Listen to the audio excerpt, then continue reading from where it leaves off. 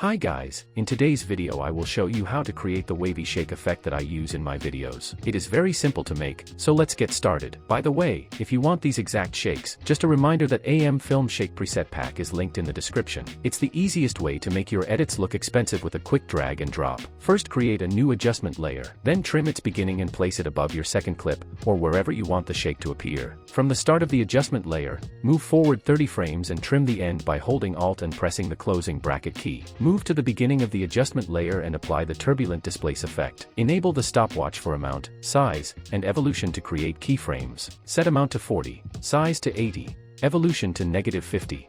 Next move forward near the end of the layer and change the values. Set amount to 10, size to 200, evolution to +50. Finally go to the end of the layer and set amount to 0. Size to 300. Evolution to +100. Change the displacement type to turbulent smoother. Preview the result, and then we can continue with the shake. Make sure you are at the beginning of the layer and apply the motion tile effect. Place it above turbulent displace, otherwise the result will not look correct. Enable the tile center stopwatch to create a keyframe. Now adjust the tile center to create vertical movement. Drag it slightly downward. Move forward a few frames and drag it upward from the center. Then move forward again and drag it downward, this time keeping it closer to the center. Finally go to the end of the layer and reset the tile center by right-clicking on it and selecting Reset.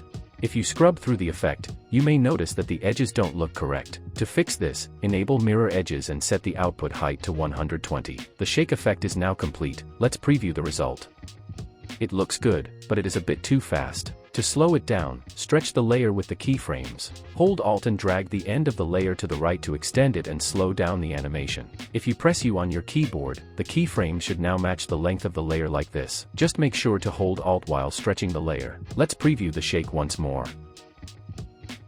Now it looks much smoother and better. For the final touch, enable motion blur on the adjustment layer to create more natural look. You can also add a directional blur effect for even smoother results, but this step is optional. Set the direction to 0. Make sure you are at the beginning of the layer, then set the blur length to 30 and enable the stopwatch to create a keyframe. Move forward a few frames and set the blur length to 0. Now preview the final result, and we are done. Hope you found this video helpful. Thanks for watching, and if you enjoyed it, please give it a like.